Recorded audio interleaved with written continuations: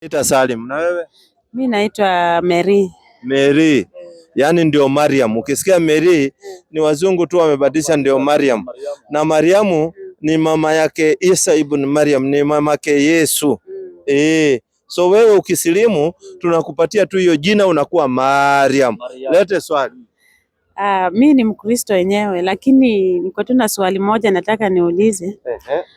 Nilikuwa mahali siku zenu za Ramadhani, nikaona kuna chakula inagawiwa hapo mosque.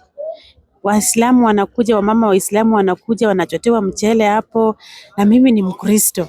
Nilitamani kukula hiyo mchele, mtu akasema ati Mkristo hafai kukula kitu ya Waislamu, chakula ya Waislamu. Sasa mimi nauliza, Mkristo haezi kula hata sadaka ya Muislamu? Lazima akuwe Muislamu mwenzake ndio akule kitu ya Muislamu mwenzake? Asante, swali nzuri sana.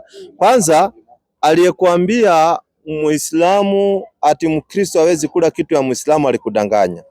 Kwa sababu Muislamu na wale wamama uliona labda wanaenda pale wanawekewa mchele, wako katika kiwango cha wale ambao wanaitwa maskini, ndio wanaenda wanapewa. Na maskini haangaliwi hata akiwa Mkristo, anasaidiwa na Waislamu. Maskini anasaidiwa.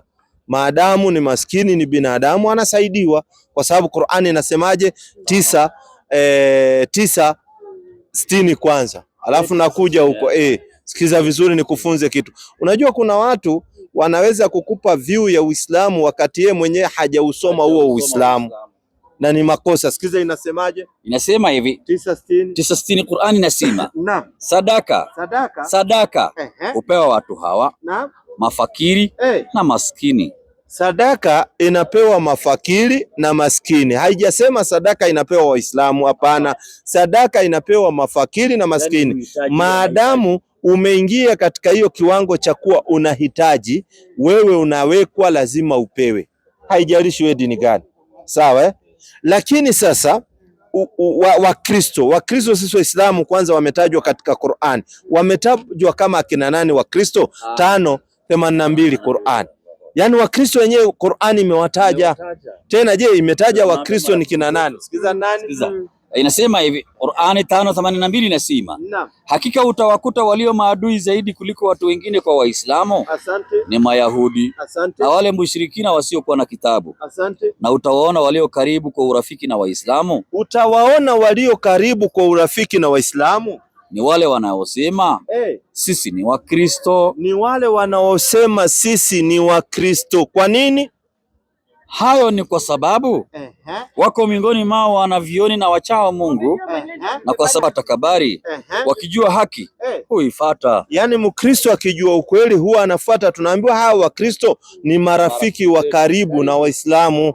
Na nielewa vizuri. Kitu ambao Mkristo hapewi ni kitu inaitwa zaka. Zaka ndio imewekwa rasmi kwa ajili ya Waislamu. Zaka inatolewa mara moja kwa mwaka. Ni nyinyi mnaita fungu la 10, lakini hakuna kitu inaitwa fungu la 10, kwa sababu fungu la 10 ni kila mwisho wa mwezi nyinyi mnatoa. Ni kama mnalipishwa hewa ya Mungu ama kodi. Hiyo sio vizuri. Ni mwaka, yule tajiri ambaye yuko na mali yake mwaka anatoa gharama zote za mambo yake, ile iliyobaki anatoa 2.5% anapatia maskini Muislamu. Hiyo ndio inaitwa zaka. Lakini sadaka inapewa mtu yoyote maadamu ameingia katika kiwango cha umaskini. Lakini tajiri hafai kula sadaka.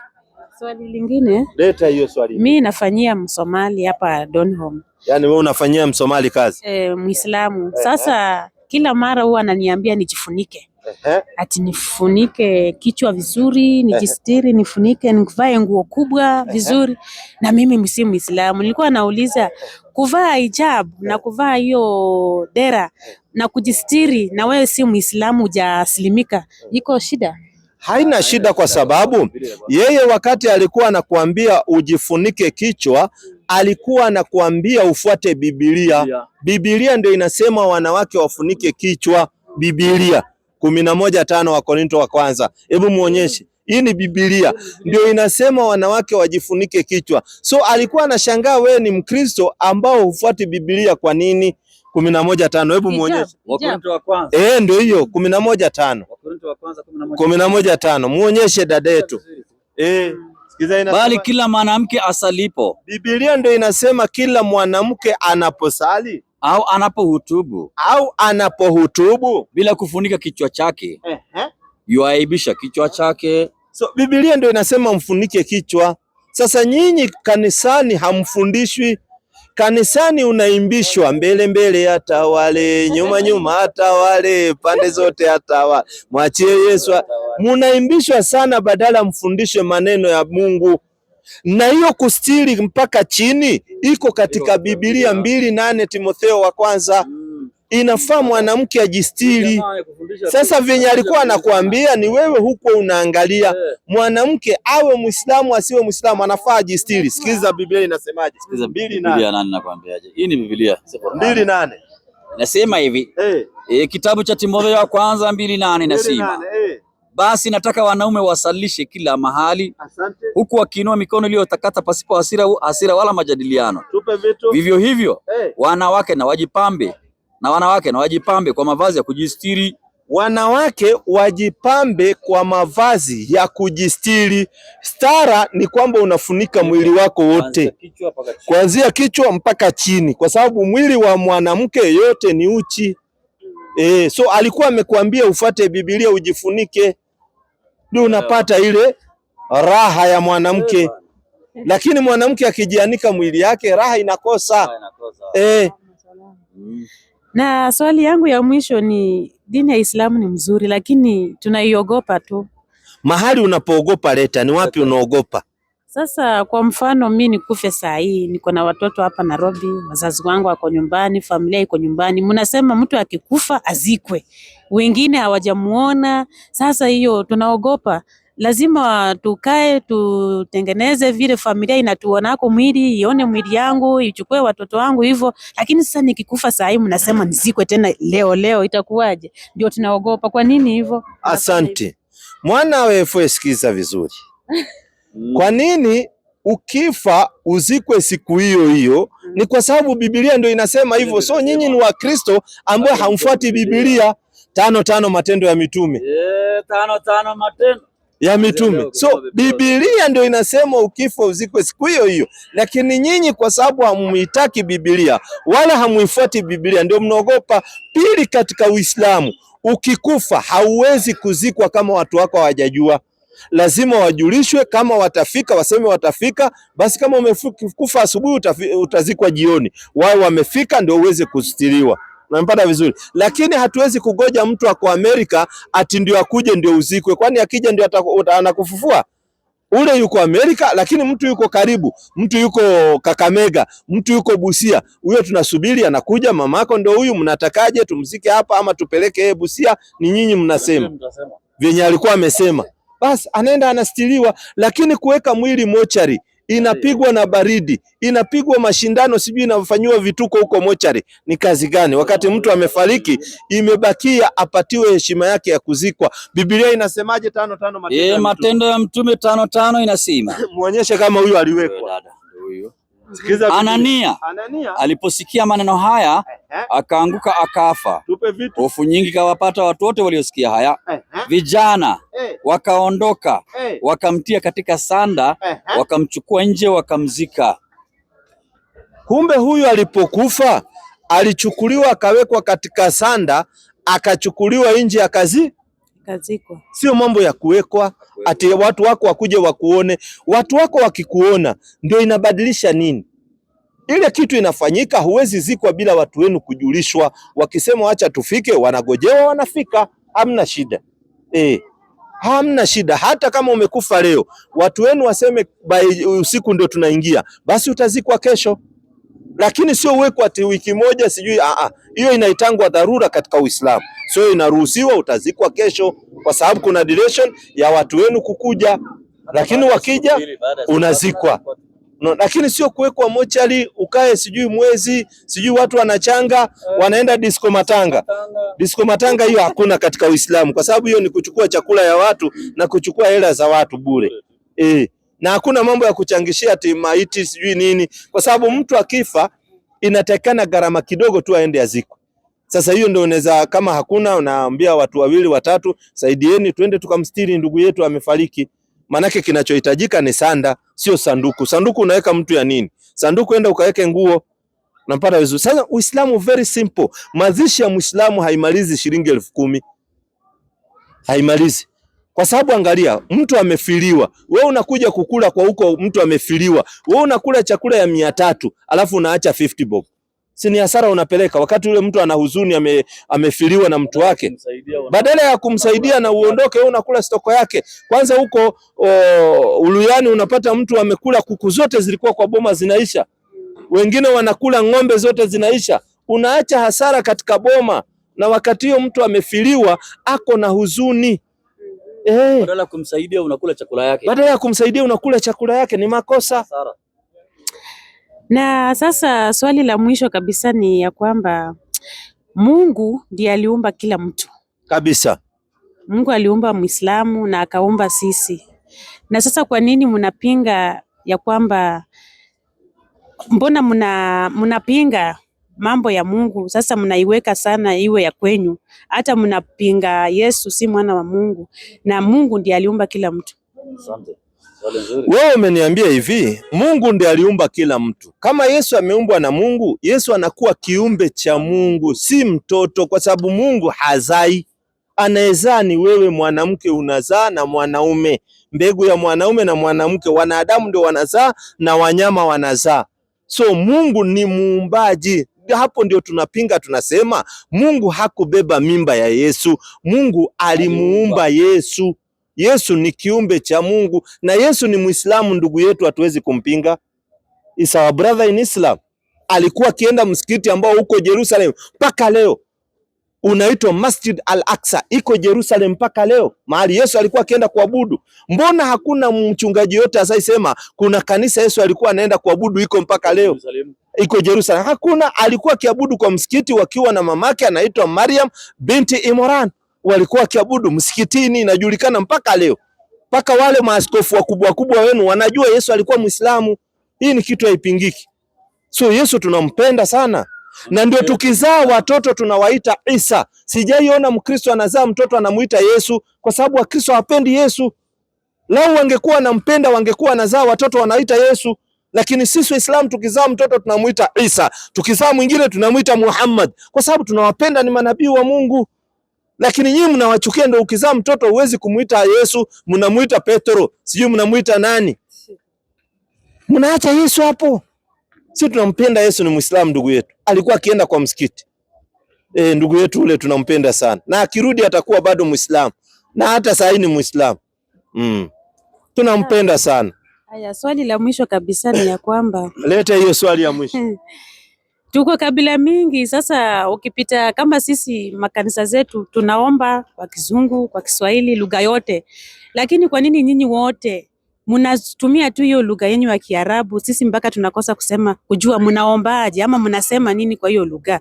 Mbona hamwezi weka tu kwa hata kama ni Kiswahili, siku moja tusikieko mnasema aje kwa Mungu wenyu ama kwa Allah wenyu. Mnaongea Kiarabu na sisi hatuelewi Kiarabu. Mbona hamwezi weka hata kwa Kiswahili tusikie kidogo? Asante sana. Swali nzuri sana. 17:105 Qur'an. Swali nzuri sana. Kwa nini tunatumia lugha ya Kiarabu?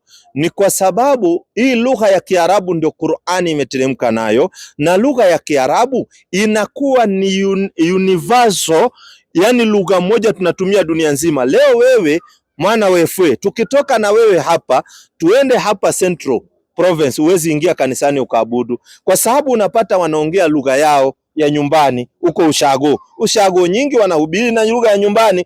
Town ndio wanahubiri na Kiswahili na Kizungu. Wewe tukitoka hapa tuende hapa Kongo, huwezi enda kanisani. Kongo wanatumia Kifaransa, hawajui Kizungu, kwa sababu ni nchi zimetawaliwa na Faransa. Lakini mimi tukienda na wewe China, mimi naingia msikitini na swali. Kwa nini? Mchina akiingia msikitini anasema Allahu Akbar, Allahu Akbar. Mchina huyo anatumia lugha moja ya Kiarabu ambayo mimi Kenya naitumia. So tukiingia kwa msikiti tunatumia lugha moja, kwa sababu tuko makabila mbalimbali, tunasikizana. Tukimaliza tukitoka, kila mtu anatumia lugha yake. Lakini wewe tukienda China na wewe kufanya biashara, wewe huwezi enda kanisa ya China. China hawajui kwanza kizungu, wanasema ni hao chashui. Sasa utajua nini wanasema. Lakini mimi nikifika China, Allahu Akbar, Allahu Akbar, naingia nafanya ibada. 17,500. Sisi tuko Nairobi, tuna lugha ya taifa, inafaa pia sisi tujue ndio tuwafollow na kupatia hiyo lugha. Fundisha sasa. 17,500 tuongee Kiarabu na Kiswahili. Sawa. Tupe vitu. 17,500 Qur'ani inasema. Na kwa ajili ya kuleta haki ulimwenguni, na kwa ajili ya kuleta haki ulimwenguni ndio tumeteremsha Qur'ani, ndio Qur'ani ikateremka kwa ajili ya kuleta haki ulimwenguni. Teremka na kwa haki ikateremka, na kwa haki hii Qur'ani imeteremka. Tupe vitu. Na hatakukuleta ila uwe mwonyaji wa habari njema, na Muhammad ndio amepewa hii Qur'ani 42:7 Qur'ani 42:7 tena Kiarabu ni wepesi sana. Unaweza chaka kujua ni wepesi, sema bismi. Unaona ni wepesi sana. Na namna hivi tumekufunulia Qur'ani kwa Kiarabu. Yani Qur'ani imekuja kwa Kiarabu. Kwa nini imekuja kwa Kiarabu? Ili waonye watu wa Makka na walio pembezoni mwake, nao ni ulimwengu mzima. Unasikia? Yani Qur'ani imekuja kwa Kiarabu kwa ajili ya kuonya dunia mzima. So Kiarabu ni lugha nyepesi ambayo ndio inatakana kutumika, sio Kizungu wala Kiswahili. Kwa nini? 3:9 Sefania. Mambo ya Sefania 3:9 inasema tumfunze katika Biblia hiyo lugha, inaambiwa mtapewa ni lugha moja. Sefania 3:9 ukurasa 938. 3:9 ukurasa 938. Alafu nyinyi kuna lugha mnaongeanga kanisani ambao mimi sijaielewa. Nasikianga mtu anasema oh baba kurinai, I want a carrier with a cuter. Saika. Oh baba kurinai, I want a pay. Hii lugha ni gani? Hii ni tunaita speaking in tongues. Ni Roho Mtakatifu anakuanga ameshuka kupitia kwa mtu. Sefania ngapi? 3:9. Ngoja kwanza. Roho Mtakatifu akishuka kwa watu, hii lugha mnaiongea, nani anaelewa maana yake? Sasa mwenyewe ndiye anajua ile anasema. So ni yeye tu ndiye anajua. Hakuna mwingine anajua. Lakini akishatulia na roho yake atatuambia vile ilikuwa. So ni yeye tu anajua. Na wewe usaiongea na hiyo lugha? Oh, wewe maana yake roho haijai kusikia. 3:9 Sefania. 3:9 kitabu ni cha Sefania inasema. Sefania 3:9. Tupe vitu. Maana hapo ndipo. Maana sikiza Biblia inasema maana hapo ndipo nitakapowarudishia mataifa lugha iliyo safi. Nitakapowarudishia mataifa lugha iliyo safi. Wafanyeje? Wapate kulitii jina la Bwana. Wapate kuliitia jina la Bwana. Wamtumikie kwa nia moja. Wamtumikie Mungu kwa nia moja. Sasa nyinyi kanisani hamwezi kutumika kwa nia moja, kwa sababu wewe unasema kuna watu wanashukiwa na roho, anajua venye anasema. Mwingine anaongea Kizungu, mwingine Kiswahili. Na kuna watu Kenya hii hawajui Kiswahili wala Kizungu. Watajuaje kinachoongewa? Si anasema ile yenye ameona kwa Mungu. Ile yenye imemshukia. Sasa sisi katika Uislamu tunatumia Kiarabu kwa ajili ya watu wote wapate ufahamu. Sasa tunafahamu aje na atuelewi. Sasa kwa ufupi mimi nataka ukisilimu unataka kuelewa mwalimu anakufundisha. Mimi naweza slimu, lakini kwa ufupi tu nataka mnielezee vile mnaadhiningi Al-Akbar mnamaanishaje, yani kwa Kiswahili tu. Asante. Allahu Akbar, Allahu Akbar maana yake Mungu ni mkubwa, Mungu ni mkubwa. Ashhadu an la ilaha illa Allah, hapana mola isipokuwa Allah. Ndio anapata. Ashhadu anna Muhammad wa Rasulullah, Muhammad ni mtume wa Mwenyezi Mungu. Hayya ala sala, njooni katika kusali. Hayya ala falah, njooni katika kufaulu. Allahu Akbar, Allahu Akbar. Mungu ni mkuu, Mungu ni mkuu.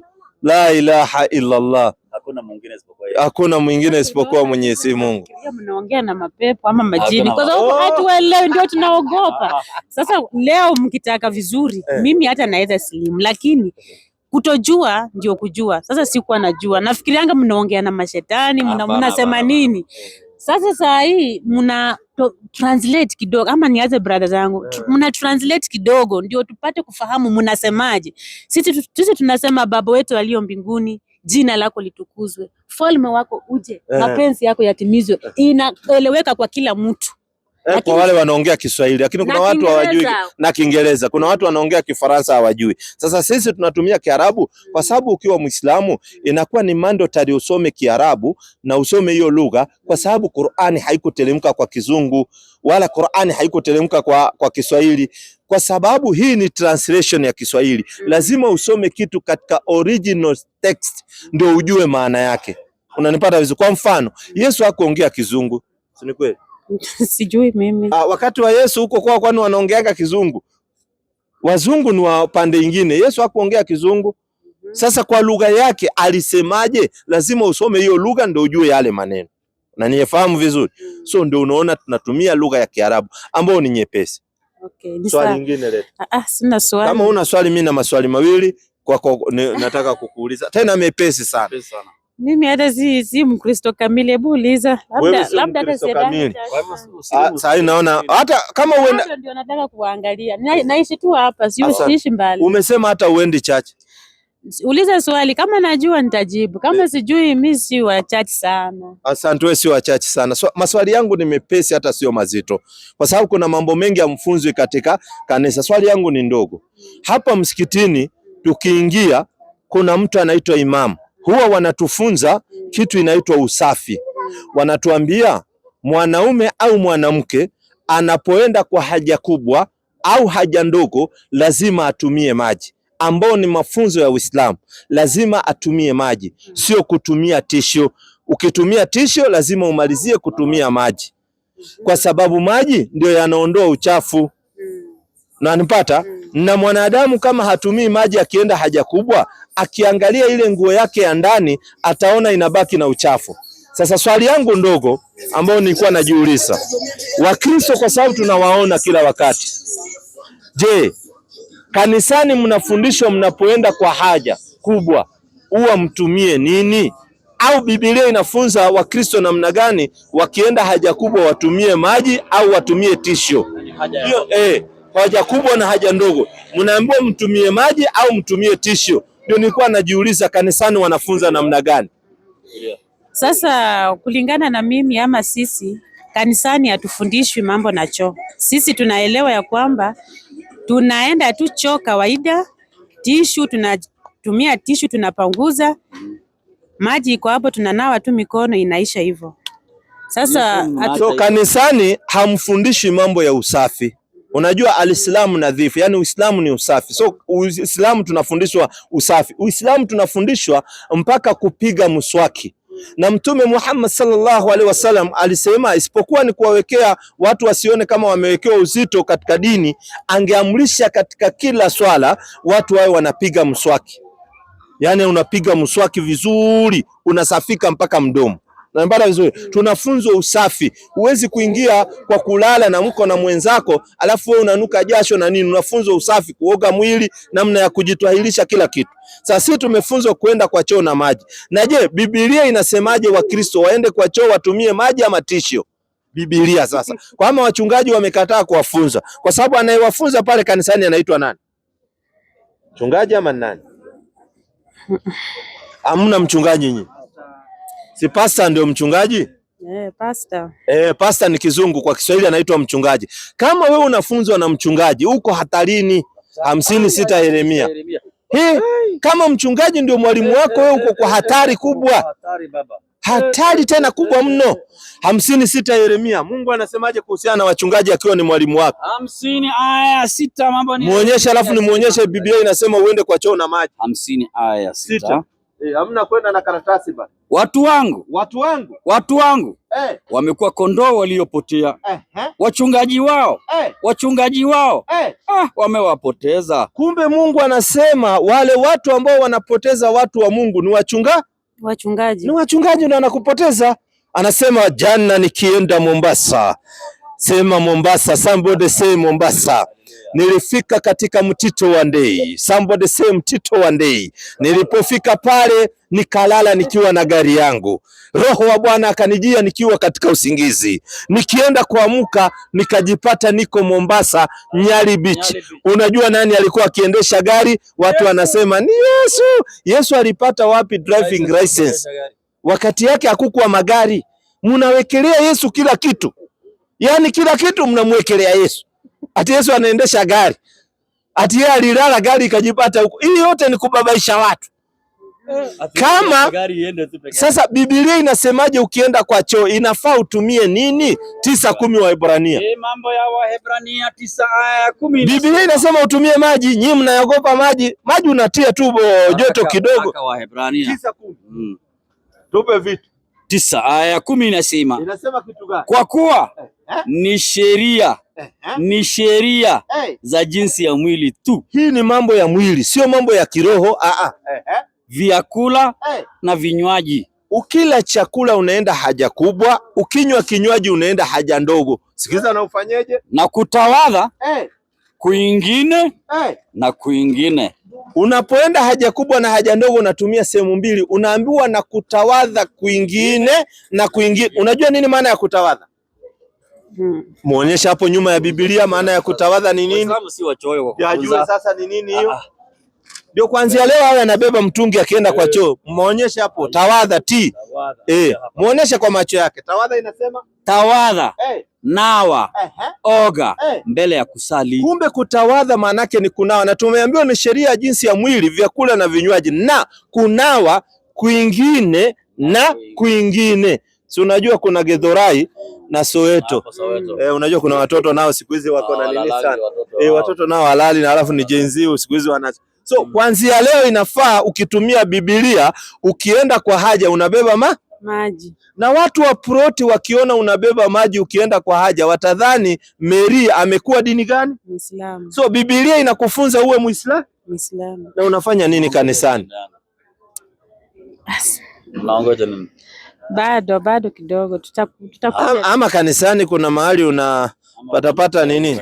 Hakuna cheo. Asanti. Hauna cheo. Hakuna cheo. Alafu nimesahau kitu moja. Leta hiyo ulikuwa umesahau. Kuna jamaa aliingia Uislamu. Kuna mtu aliingia kwa Uislamu akachangiwa pesa, akapewa mali, akafanyiwa kila kitu, akaanza kutembea na makanzu, akaanza kuita wengine kujeni. Huyo jamaa akatoka Uislamu akarukwa kichwa. Kwa nini? Kwanza kama aliingia Uislamu ati akachangiwa pesa akaanza kutembea na nini, hiyo Uislamu kwanza sijauona. Kwa sababu mimi mwenyewe hapa tuna njaa. Na kwanza hata tunashindwa kufanya dawa, hata dawa saa zingine tunashindwa kufanya na kuenda mbali kwa sababu hatuna pesa ya usafiri. Sasa tungeona hao wanachangiana, wangetusaidia kwanza tutangaze Uislamu. Uislamu Kenya tumeshindwa kutangaza kwa sababu hatuna uwezo, hatuna watu ambao wanatupiga booster kuweza kuingia vijijini vizuri kutangaza. Sasa tungepata hao waliomchangia, wangekuwa wazuri watuchangie kwanza tuende tukatangaze. Pili, kama akaruka kichwa labda angepelekwa tu hospitali. Tuna Mathare hapa inasaidia watu wanaoruka vichwa. Kuna watu kanisani wanaruka kichwa, kuna watu katika Uislamu wanaruka kichwa, kwa sababu kuruka kichwa inakuwa ni ugonjwa kama ugonjwa zingine venye watu wanapatwa na typhoid na nini. Kuruka kichwa ni ugonjwa. Saa zingine mtu anapatiwa na depression, anapatwa na depression, anaruka kichwa, hiyo inakuwa ni ugonjwa. So wangeona ameruka kichwa angepeleka hospitali. Very simple. Ni ugonjwa kama ugonjwa zingine. Ndio unaona kuna Wakristo wako kanisani wanaruka kichwa kwa sababu ni ugonjwa, is a disease. Inafaa inatibiwa, na ndio unaona Kenya kuna best hospital inaitwa Mathare. Mathare iko hapa tu Mathare, inaitwa Mathare Hospital. Inaitwa mental hospital ya kutengeneza, the best in East and Central Africa. Iko hapa Kenya, inaitwa Mathare. Inatengeneza madaktari very specialist wanatengeneza. So tungempata huyo, tungemchukua tumpeleke pale hospitali.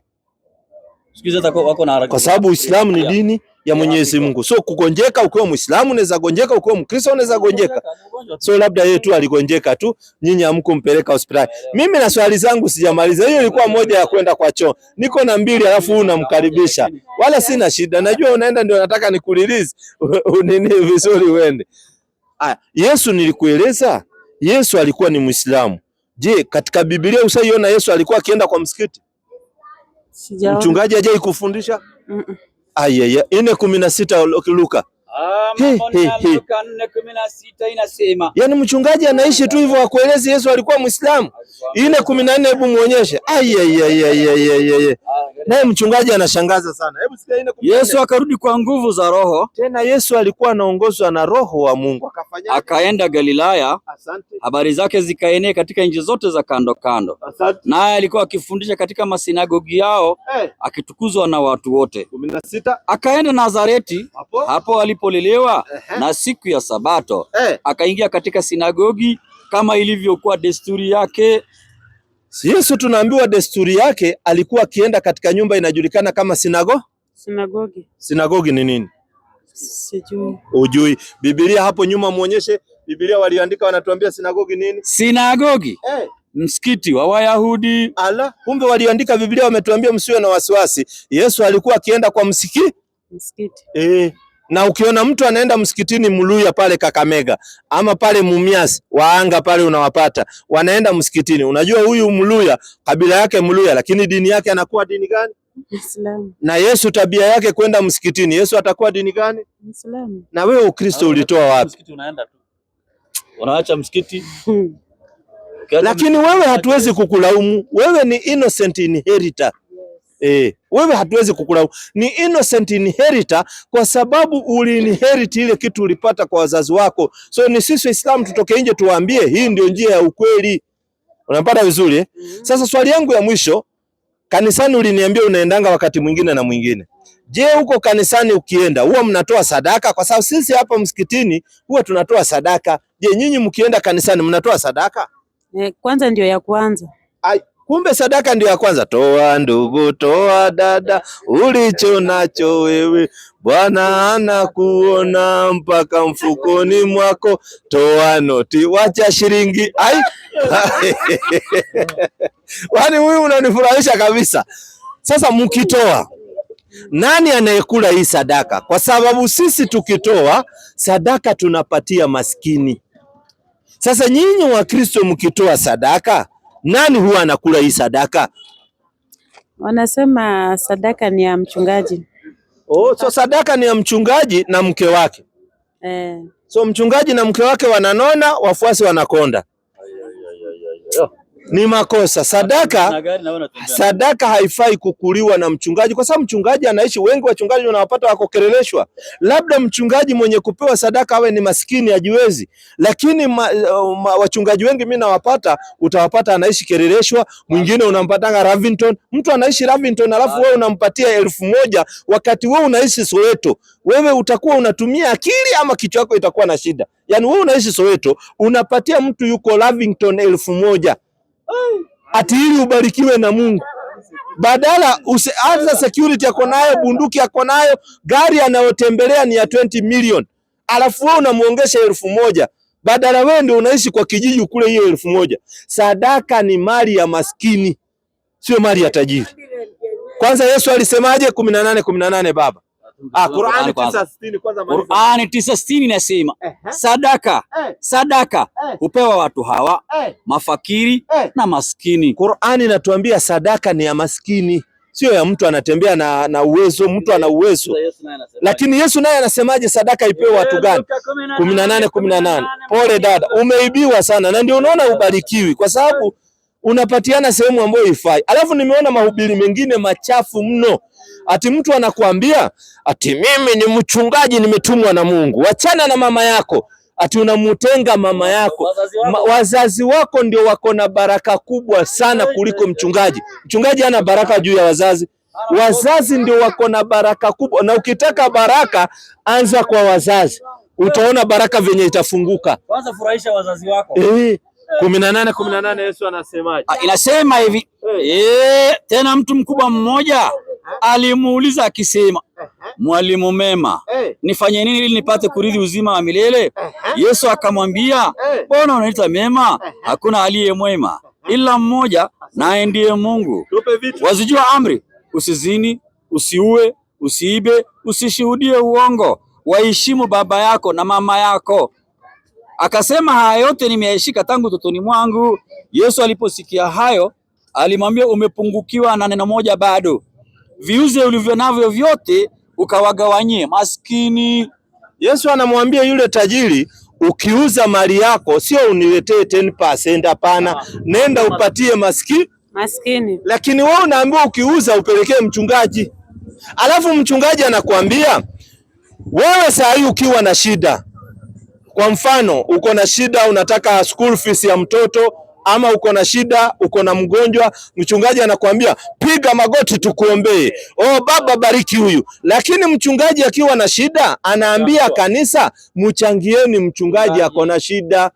Kwani yeye mbona asiombewe mchungaji? Kwani maombi yeye hataki? Anauliza kwa sababu nilisikia mwingine akisema ati hii ni mwaka ya kubarikiwa, hii ni mwaka ya kupata nyumba, hii ni mwaka ya kupata gari. Wewe utapataje nyumba imeachwa na mtu? Nani alijenga nyumba akaacha? Yaani mtu ajenge nyumba asawa kuachie wewe uende uingie? How comes? Lazima gari, nani atakuachia gari? Gari paka ufanye kazi upate pesa usave ndio uweze kununua. Sasa hakunanga kitu ya kudanganywa hivyo. Mchungaji yeye akitaka kiwanja anasema mchangie, mnaweka pesa kwa basa ananunua kiwanja. Wewe ukitaka kiwanja ati unaombewa. Sasa wewe hujaiona hiyo? Afala takirun. Hata nyinyi fikirieni, hii ni kitu unapigwa chenga hivi. Karibu katika Uislamu. Uislamu ni usome na unaambiwa kitu direct kiko hivi. Kama mtu ana shida, Waislamu wanashikana, anachangiwa yule mtu ana shida. Anafanyiwa dua na anachangiwa, anasaidiwa. Unaambia kwa sababu ana shida, ni maskini. Anaelewa vizuri. Yaani Uislamu iko direct, hakuna kona hivi Anambia vizuri na huko kanisa yenu wanawake walikuwa wanahubiri. Wanahubiri. Yaani wanawake wanahubiri kanisani. Biblia inasemaje kuhusu wanawake kuhubiri kanisani? 14:34 kitabu cha Wakorintho wa kwanza. Hebu sikia Biblia inasemaje? Wanawake na wanyamaze katika kanisa. Tupe vitu. Maana hawana ruhusa kunena. Tupe vitu. Bali watii kama vile inenavyo Taurati nayo. Malisia. Nao wakitaka kujifunza neno lolote wawaulize waume zao wenye manyumbani mwao. Kwa nini? Maana ni aibu. Ni aibu wanawake kunena katika kanisa. Leo mimi nashangaa napata kuna wachungaji wanawake na wamebeba Biblia hapa. Alafu Biblia inasema wanawake wanyamaze katika kanisa, na wakitaka kuuliza neno waulize waume zao nyumbani. Sio wewe mwanamke unaenda kuambia mchungaji eti mchungaji nisaidie, bwana yangu hatupatani na yeye karibu miezi 3. Unataka mchungaji akusaidie nini na ni mwanaume? Si ndio atakusaidia kabisa. Alafu na umepeleka malalamishi huko na unasema ile kitu unakosa na mchungaji anajua.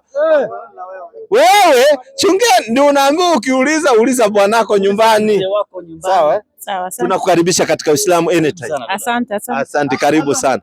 Haya, ananiita Salim. Mimi naitwa Andrew. Unaitwa Andrew. Andrew Muislamu Kristo? Mimi si Mkristo na Muislamu. Yaani wewe sio Mkristo wala sio Muislamu. Na hii area Soweto watu wanapenda ile kauji sana, si ndio?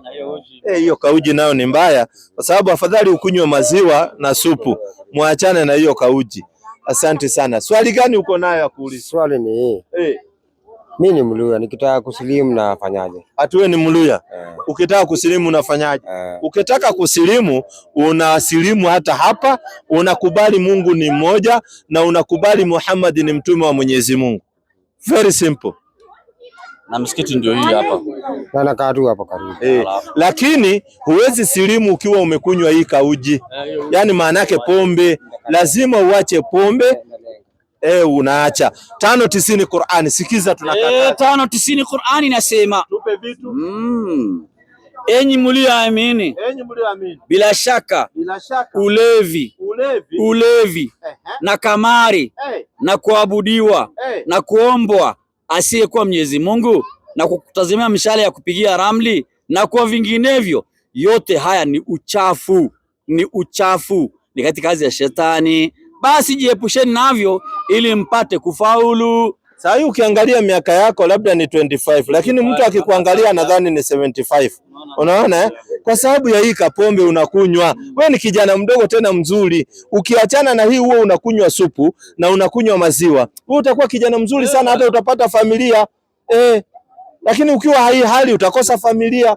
Na kama utakuwa na familia itakuwa jirani ndio wanakusaidia. Kwa sababu unashindwa kununua unga, akinunua unga na anataka malipo ingine humo. Sasa wewe utakuwa ukiona watoto wanafanana jirani, unadhani ni kwa sababu unaishi pamoja. Naona ni makosa. Sasa hii kitu achana nayo kabisa, alafu ukuje usilimu uwe unashiriki hapa msikiti kwa hapa. Msikitini hakuna membership card, hakuna ati kila mwisho wa mwezi lazima utoe fungu la 10, hakuna story kama hii. Yani Uislamu kwanza ukiingia hapa unasoma, alafu unafuatilia. Tena wepesi, Uislamu haina uzito.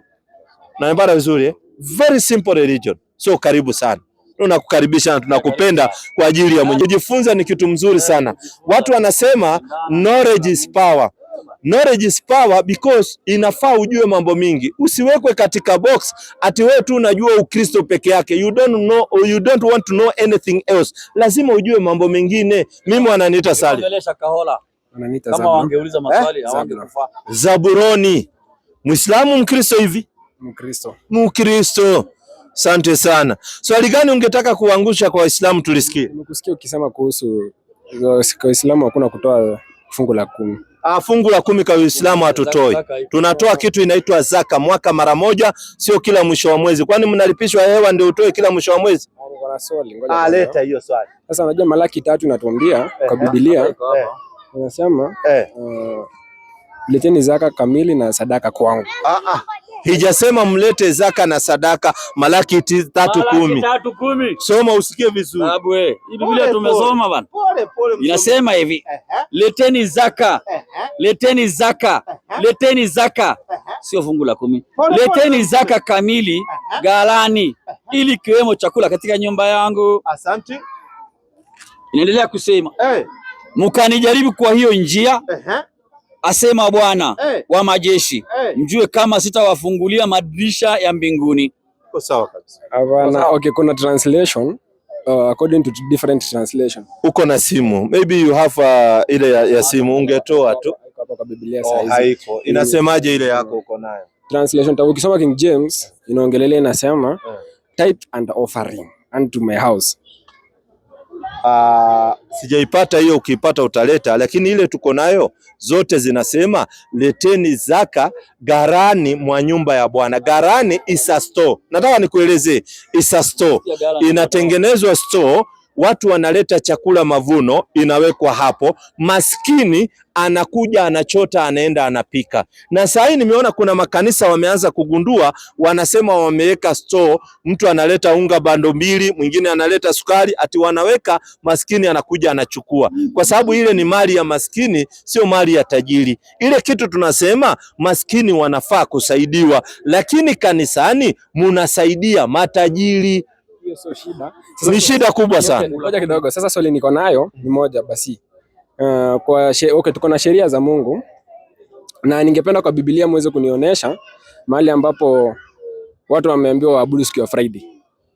Katika Biblia mahali watu wanaambiwa waabudu katika siku ya Friday sijapata, kwa sababu sijapata hata mahali wanaambiwa waabudu katika Sunday. Sunday yenyewe sijapata.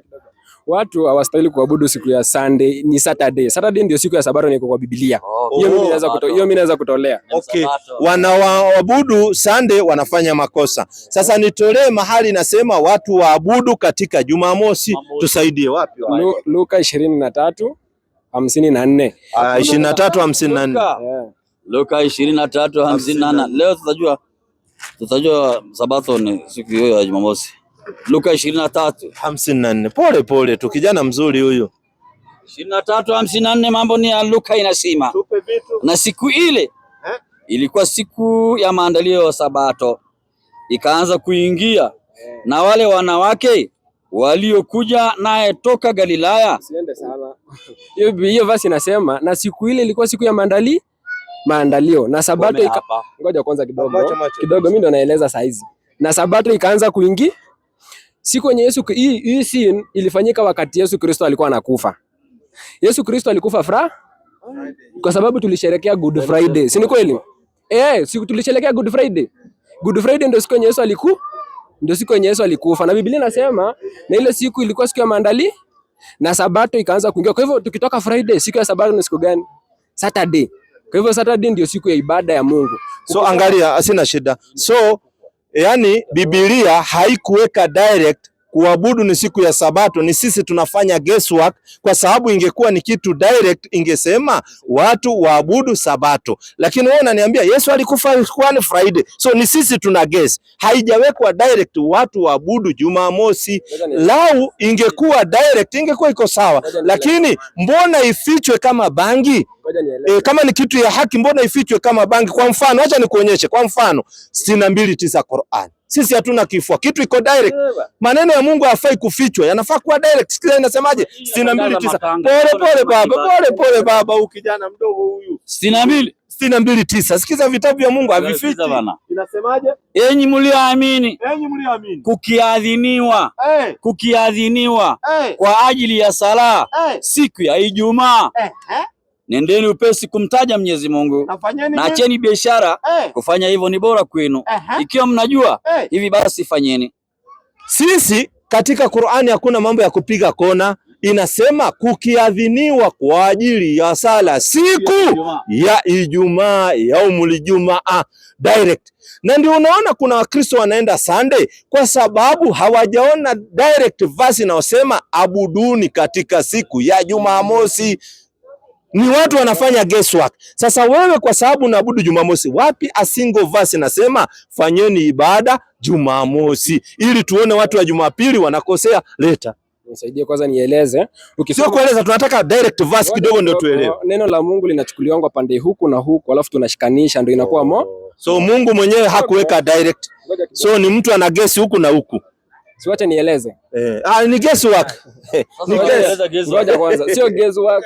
Neno la Mungu linasema hivi. Kitabu cha Kutoka 20 na mstari wa 8. 28 tusome. Hakuna moja ya kuongea na mate. Soma 28. Kutoka 28. Vitabu ziko hapa. Vitabu iko hapa, utaandika na mate ya nini? 28. Si babaike. 28 inasema. Itaje Sabato. Haya. Tupe vitu. 28 inasema. Ikumbuke siku ya Sabato, uitakase. Siku 6 fanya kazi, utende mambo yako yote, lakini siku ya 7 ni Sabato ya Bwana Mungu wako. Siku hiyo usifanye kazi yoyote, wewe wala mwana wako wala binti yako wala mtumwa wako wala mjakazi wako wala mnyama wako wala mfunga wako. Imeisha. Endelee. Kwa hivyo Mungu anasema katika sheria zake ikumbuke siku ya Sabato. Siku ya Sabato ukiangalia ni siku gani? Hata nyinyi watoto wenye mmesoma shule, first day of the week ni siku gani? Mimi ndo naeleza, ngoja kwanza. Mimi ndo naeleza. Sisi hatuelezi kulingana na watoto. Biblia inaonekana ni kitabu kilichochanganyikiwa. Ngoja kidogo. Biblia itakuwa ni kitabu kilichochanganyikiwa kwa sababu hakijatueleza Sabato ni siku gani. Hebu wewe tueleze kulingana na Biblia. Tulia kidogo. Kulingana na Biblia, Sabato siku ya 7 ni siku gani? Kulingana na Biblia, sio kulingana na watoto. Ndio tumeeleza kwa Luka 23. Tulia kidogo, tulieni kidogo. Kama mtu ana swali atakuja hapa. Usiwe na wasiwasi. Kidogo tu mimi naendelea. Usiwe na pressure, utapata nini? Luke ndio sasa tumeelezea hiyo siku ya Sabato ni siku gani. Hosea anasema hivi. Mungu anaongea maneno yake kupitia kwa unabii.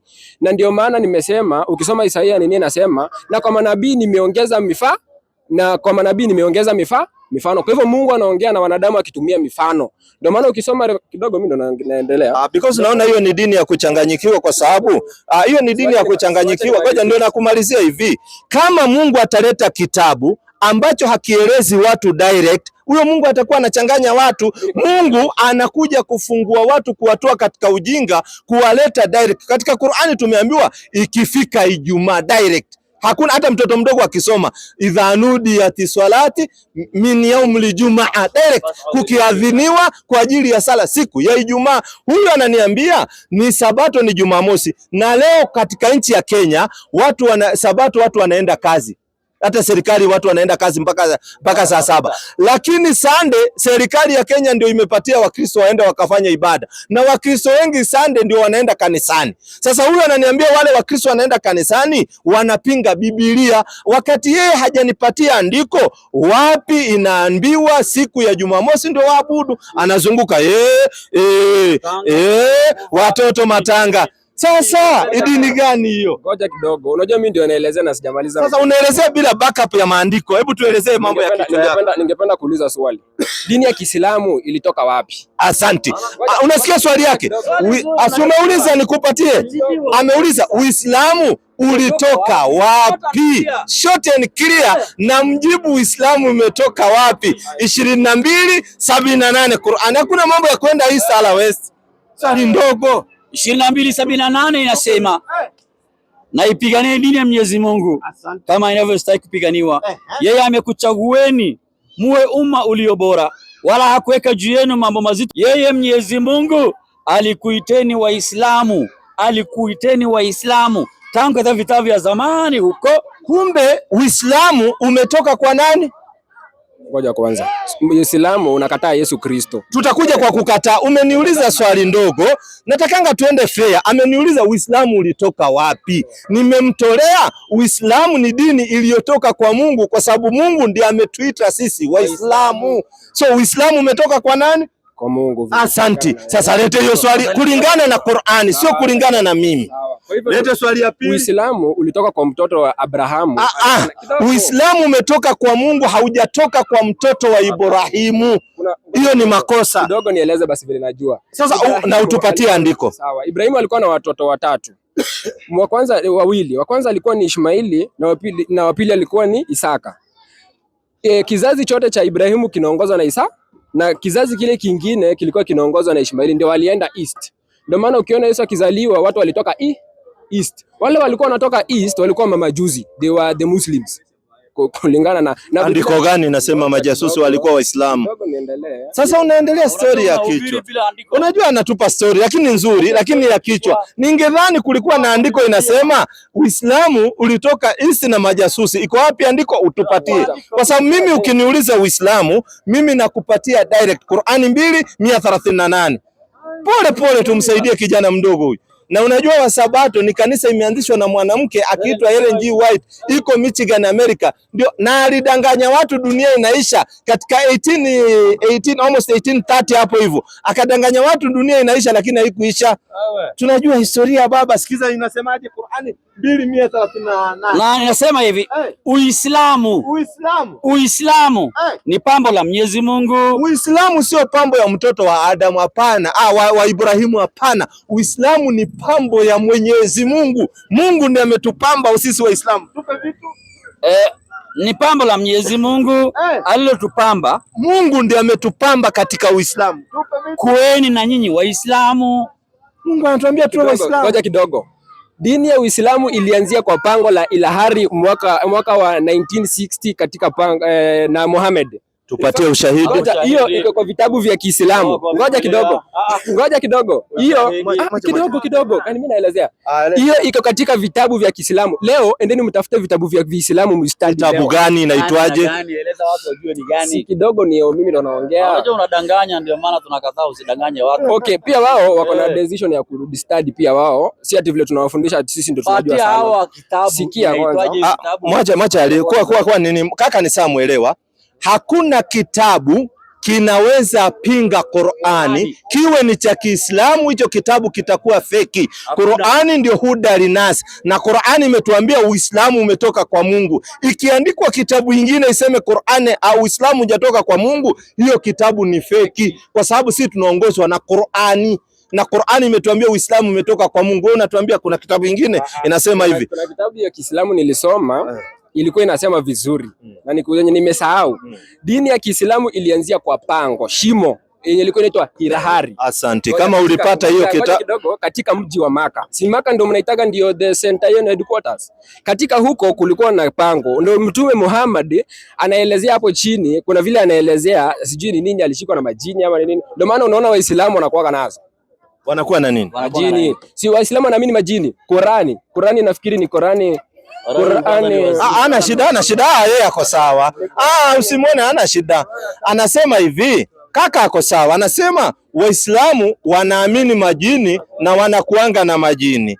Na mimi sina tatizo na yeye. Kwa sababu kila Sunday tunasikia majini yanafukuzwa kanisani. Pepo toka. So hao wako kanisani ni Waislamu.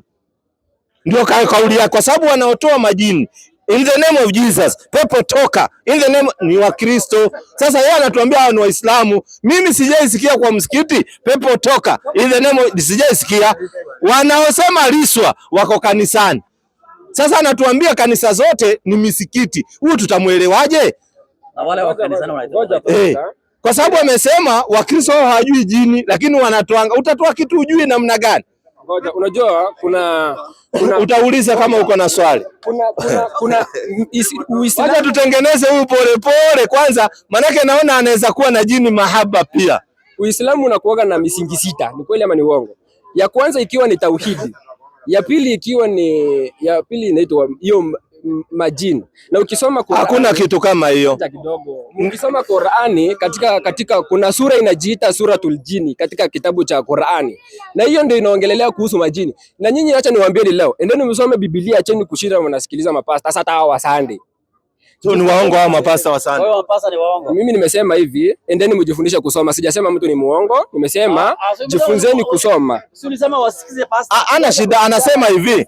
Anaambia hawa Wakristo huwa si wasomi wa Biblia, waende wakasome Biblia. Maana yake anawakoshea Wakristo heshima. Yaani ati hawa wasomangi, yeye ndio msomi. Anaambia nendeni mkasome nyewe Wakristo Biblia.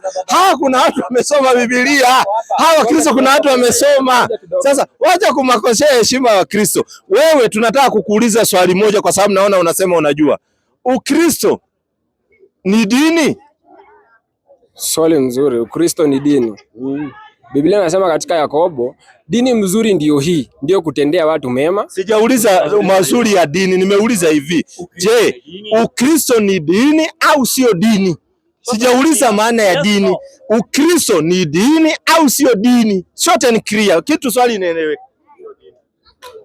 Ukristo ni dini au si dini? Ndio ama hapana? Swali ndogo tu. Jibu ya hiyo sina. Anasema hana jibu, yani hajui kama Ukristo ni dini au sio dini. Huyu kaka tutamuelewaje wa Kristo? Hebu niambie, namuuliza swali ndogo. Je, ni kama wewe niulize Uislamu ni dini? Mimi nakujibu ni dini. Uislamu iko wapi? 3:19 Qur'ani imeandikwa. Sasa mimi namuuliza swali ndogo. Wewe kwa sababu mimi nimehisia huyu si Mkristo huyu. Nauliza, Ukristo ni dini ama sio dini? Anasema ati yeye hajui, hata hajaisikia kitu kama Ukristo. Na anatetea. Na hajui kama Ukristo. Na ako hapa anaanza kuuliza mchungaji, nijibu ama nisijibu? Na kuuliza Ukristo dini si dini? Ukristo ulianzishwa na Kristo mwenyewe kutoka. Sijauliza kuanzishwa, nimeuliza Ukristo ni dini au sio dini? Ngoja niwaulize Waislamu. Tukuja kwanza kwa point. Waislamu kwa Biblia tumeambiwa, ngoja nataka nijibu hivi, najibu kupitia swali. Najibu nikitumia jibu swali lingine, hata niongee. Haya, ongea hiyo tunaambiwa. Dini ya Kiislamu inakataa Yesu Kristo. Na Biblia imesema kupitia kwa Yesu Kristo ndio kila mtu ataokolea. Ngoja kwanza. Kwa hapa. Hii ni uongo mkubwa. Uislamu haujakataa Yesu. Yesu ametajwa mara 25 ndani ya Qur'ani. Yesu alikuwa ni Muislamu ndugu yetu. Tutamkataaje? Andiko gani katika Qur'ani inasema Waislamu wanamkataa Yesu? Kama wewe sio muongo na unaibisha kuonyeshana Wakristo ni waongo, Qur'ani inamkubali Yesu. Wapi inamkubali Yesu? Qur'ani 3:45. Tupe vitu. 3:45 Qur'ani inasema. Yaani Muislamu ndugu yetu Yesu huyu. Kumbukeni waliposema malaika. Na ndio unaona wewe hata ukizaa mtoto huwezi kumuita Yesu, lakini mimi Muislamu nikizaa mtoto namuita Isa, maanake Yesu, maanake nampenda. Tupe Kumbukeni waliposema malaika. Tupe vitu. Ewe Mariamu, Mwenyezi Mungu anakupa habari njema za kumzaa mtoto bila ya mume. Asante. Bali kwa kutamka neno tulitokalo kwake la kuambia zao kazaa pasina kuingiliwa. Asante. Jina lake ni Masihi Isa mwana wa Mariamu, mwenye heshima katika dunia na akhera, na miongoni mao waliopelekwa mbele na Mwenyezi Mungu. Na atazungumza na watu maneno ya dini katika utoto wake na katika utu uzima wake. Malisia. Na atakuwa katika watu wema kabisa. Yaani Qur'ani inatuambia Yesu ni katika watu wema kabisa. Maana yake tunamkubali, tena tunamwamini. Qur'ani imechukua inamuita Nabii Isa. Ni nabii. Ngoja. Yesu Kristo ni mwana wa Mungu ama ni Masihi? Ngoja kwanza. Nataka tuende polepole. Kwani Mungu anazanga? Ngoja kwanza, unajua kufanyika kwa Mungu Yesu. Unajua wewe ni msaa kuelewa, na kama Wasabato ni aina hii, Yesu ni sikiza na kuuliza swali unaruka. Umesema Yesu ni mtoto wa Mungu. Nataka utueleze, je, Mungu anabebanga mimba anajifungua? Ngoja nieleze hivi. Yesu Kristo ndio nani? Mwokozi ule. Kama wewe sijauliza mwokozi, nauliza sikiza yale unauliza sawa. Wallahi, kwa Mkristo pia ni kazi. Nauliza hivi, wewe umetuambia Yesu ni mwana wa nani? Mwana wa Mungu. Kati ya Mungu na Mariamu nani alijifungua? Ni ni Mariamu. Mariamu ni Mungu? Niko na swali. Kabla hujaleta swali. Unajua kaka, huyu mimi naona si Mkristo. Naona ameniambia Yesu ni mtoto wa Mungu. Namuuliza kati ya Mungu na Mariamu nani alibeba mimba? Ananiambia tena ni Mariamu. Wakati Mariamu si Mungu, na binadamu akizaa na saa binadamu mwenzake. Niko na kitabu cha Ibrania kinamtambua Yesu Kristo kama Mungu. Kwa sababu sio mwana wa Mungu, ni Mungu tena. Kwani mwana wa Mungu si ni Mungu? Na Mariamu naye atakuwa nani kama Mungu amezaa Mungu? Hapa ndio kunakuja mystery. Lazima tuweze kutambua ukubwa wa Mungu, si kama mwanadamu. Vile Mungu anaweza fanya mwanadamu, si kupitia kwa kuzaa. Sisi pia ni watoto wa Mungu, si ndio? Wewe ni mtoto wa Mungu wewe? Ngoja kidogo. Ngoja. Ngoja kwanza. Ngoja kidogo. Wewe ni mtoto wa Mungu wewe? Nijibu. John chapter 1 verse 12. Wote ambao wanapokea Kristo wanafanyika kuwa wana wa Mungu. Kwa hivyo kufanyika mwana wa Mungu si lazima Mungu azae. Ndio nauliza, sina shida, nauliza. Wewe ni mwana wa Mungu wewe? Kupitia kwa kuamini Kristo. Sasa wewe tukikuona hivi tujue wewe ni mwana wa Mungu. Kupitia kwa kuamini Kristo. Ndio nauliza, ndio umeamini, si umeamini Kristo? Sasa wewe ni mtoto wa Mungu wewe. Unafanyika kuwa mwana wa Mungu. Ndio nauliza. Sasa wewe mwenyewe tunaongea na wewe leo naongea na mtoto wa Mungu, ndio nataka nijue. Sasa nimekujibu, ukipitia kwa kuamini Kristo. Si umeamini wewe? Unafanyika kuwa mwana wa Mungu. Wewe umeamini Kristo. Sasa unataka nikujibu nini? Nataka uniambie kama ni kweli wewe mwana wa Mungu naongea naye Soweto. Mimi ninafanyika kwa John chapter 1 verse 12. Nauliza, wewe mwana wa Mungu wewe? Soma hiyo John chapter 1 verse 12. Yaani leo Soweto tumepata mtoto wa Mungu anaishi Soweto na mwana wa Mungu siku hizi anaishi Soweto. Na ngoja kidogo, unajua sasa mimi ni mwana wa Mungu Yesu Kristo. So wewe sio mwana wa Mungu. Naeleza, ngoja kwanza. Unajua Uislamu wanapenda kucomplicate maneno. Nasema hivi, ukimwamini Kristo, usome hiyo John chapter 1 verse 12. Wala sina shida, nimeuliza swali. Angalia kaka, sijui anaogopa nini. Amesema hivi, ukimwamini Yesu unakuwa mwana wa Mungu. Nikamuuliza, je, wewe unamwamini Yesu? Na je, wewe kama ulimwamini Yesu, wewe ni mwana wa Mungu tunaishi na wewe hapa Soweto? Kwa sababu ukiwa mwana wa Mungu na tunaishi na wewe Soweto, umeadhiniwa. Na kuna mashida mingi, na wewe ni mwana wa Mungu, na mafuta ikiongezwa tunatembea miguu na wewe ni mwana wa Mungu. Pole sana, sisi ni viumbe wa Mungu, ndio unaona tuko duniani tunaenda. Salamu alaykum warahmatullahi wabarakatuh.